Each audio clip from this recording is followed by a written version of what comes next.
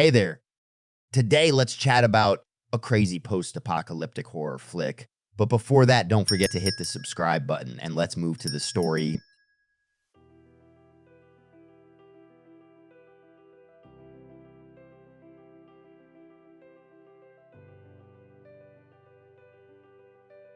We kick things off with a scenic view of a river snaking through the woods. Then this dude on the radio spills the beans about a safe spot. He's all like, yo, how many peeps and kids you got? He thinks the fastest route is down the river, but with kiddos, not so sure. Now enter Mallory, giving orders to these two kids. She nicknames boy and girl. She's on a follow my lead or else vibe. They gear up, blindfolds and all, and set out with backpacks and a box of birds. Mallory's got them blindfolded, marching towards the riverbank. She feels around, finds a hidden boat, shoves it in the water, and off they go. Blind leading the blind down the river.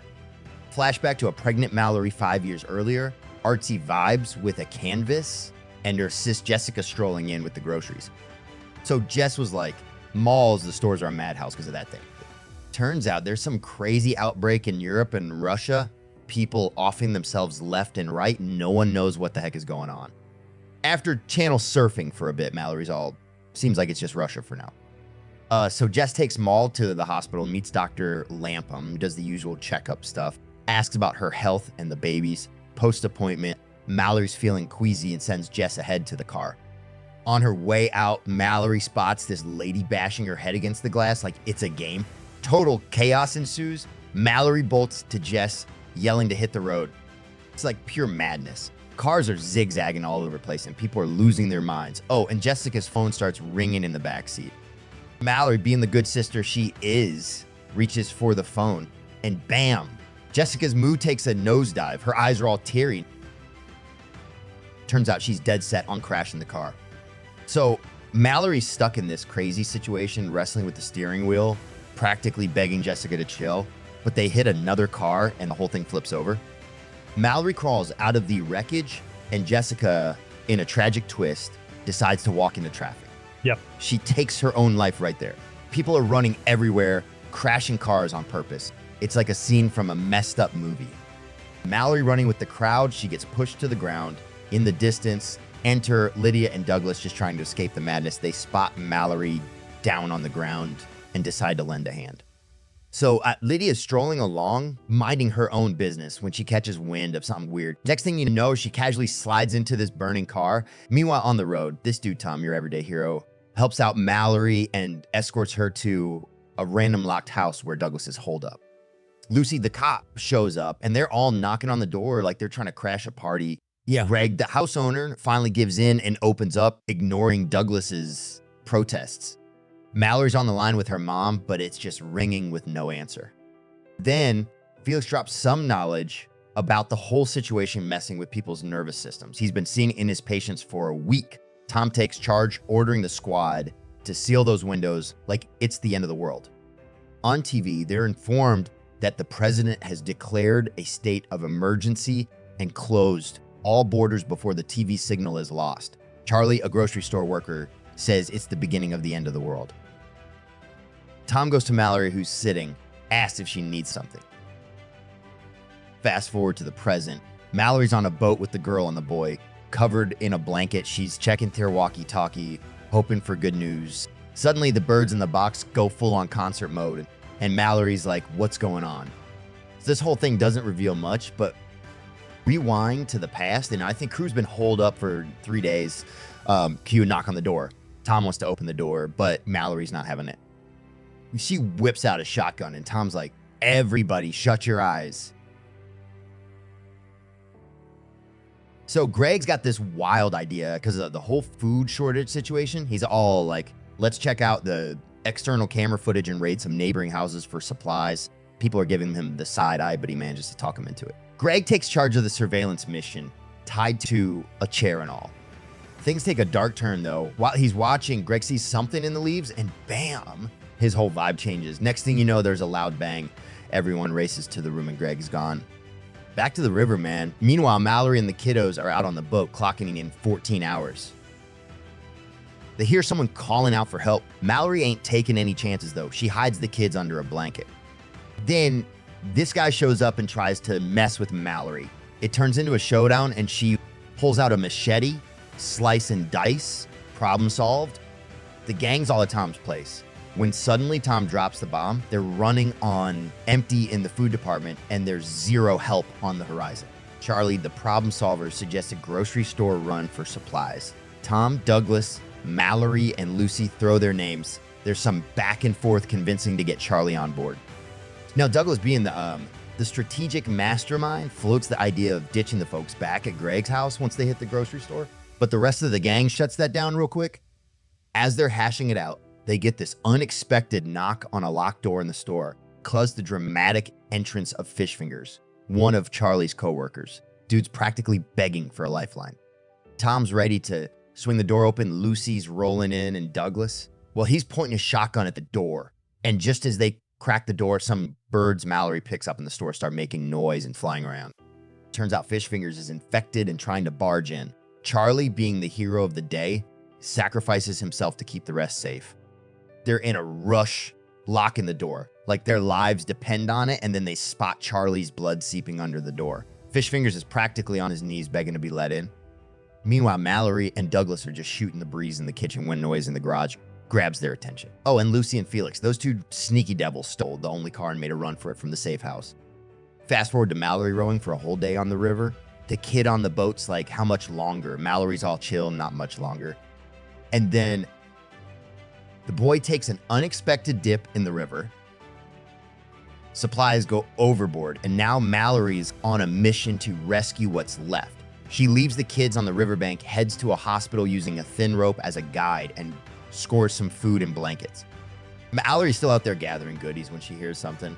Blindfold back on, she sneaks out of the hospital, back on the boat. The birds are going crazy, and the girl's like, something's up with Mallory. He decides to use a rope as a lifeline, steps out of the boat, and marches toward Mallory. As Mallory's trying to navigate her way, she hears her name whispered. Meanwhile, the girl's got that sixth sense tingling. She's just standing there taking in the scene, and suddenly this breeze comes out of nowhere, messing up her hair like crazy. But before anything crazy goes down, Mallory yanks her back with the rope. Fast forward 28 hours on the river. Mallory's trying the walkie-talkie again, hoping for a miracle. No luck. They bounce back to the house, and now Mallory's messing around with the walkie-talkie they grabbed from the grocery store. Meanwhile, in walks Gary, and man, everyone's ticked at Olympia for letting him in. Except for Douglas, who's on the edge, pointing a gun at Gary. Tension is through the roof until Cheryl takes matters into her own hands and knocks Douglas out cold with a vase. Olympia's all sorry about the Gary situation and goes on to make Mallory swear she'll look out for her baby if things go south. It takes a bit, but eventually Mallory gives in and agrees to be the baby's guardian. So like Mallory hands Olympia this tiny doll at the baby shower, like, give it to your kid when they're big enough. And Olympia's like, cool, thanks. Fast forward, they've been on the river for 38 hours, and that doll is now in the hands of the kiddos. As they approach some rapids, Mallory's got them covered with a blanket. She's like, okay, someone's got to peek without a blindfold to help us paddle. The boys all eager to volunteer, but Mallory's playing the mysterious card saying she'll decide later. Cut to the house. Mallory and Olympia are both in labor at the same time. Cheryl and Tom help them deliver the baby while Gary downstairs pulls out these weird drawings from his bag. Gary's vibe takes a turn as he gazes at the drawings. He gets all serious, puts a bird in the fridge, opens the windows, and even deals with a confrontation from Douglas, who's apparently locked up in the garage. So Doug's like, hey, Tom, heads up. Gary's bad news. But before Tom can grab a weapon, whack, Gary smacks him in the head. Then Gary's on a mission upstairs where Mallory and Olympia just became parents to a baby boy and girl. Gary takes a SEC to check out the newborns, and then he opens the windows and tells the ladies to take a look. Olympia unfortunately catches a face full of light. Olympia hands over her daughter and takes a flying leap out the window. Now Gary's got Cheryl in his sights. He's like, open your eyes, Cheryl. She goes full horror movie and stabs herself in the neck with scissors. Doug swoops in, shoots Gary in the shoulder. But Gary ain't having it. He shoves Doug through the railing, scissors in hand. Fast forward 5 years, and Mallory and the kiddos are outside. So she's got these guys blindfolded, teaching them how to navigate their surroundings. Meanwhile, Tom's on a mission in the house, messing around with a walkie-talkie, trying to reach someone, but no one's picking up. Next thing you know, Mallory's doing some solo exploration, snooping around houses for anything useful. But then she hears the infected folks cruising around, hunting for the uninfected. She rushes back home and they decide no more solo supply missions. Safety first, right? So they agree on that. Then in the dead of night, when they're catching some sleep, the walkie-talkies decide to come to life. Turns out the mystery voice from the walkie-talkie was Rick. Rick spills the beans about a safe compound down the river a couple of days away. Tom and Mallory get the lowdown on the path. But here's the kicker. To reach the rapids, they've got to ditch the blindfolds and actually use their eyes. Next day, while grabbing some water, Tom and Mallory are in a heated debate. Tom's all in for heading to Rick's safe haven, while Mallory's not so convinced. Anyway, they don't really agree on that, and then they decide to hit up a supply run. Surprise, surprise. They bump into the same folks Mallory overheard earlier. Tom's like, Mallory, take the kids and bounce. Then he drops this ultimatum. If he's not back in 15 minutes, she's got to take the kids to the boat and head to Rick's place.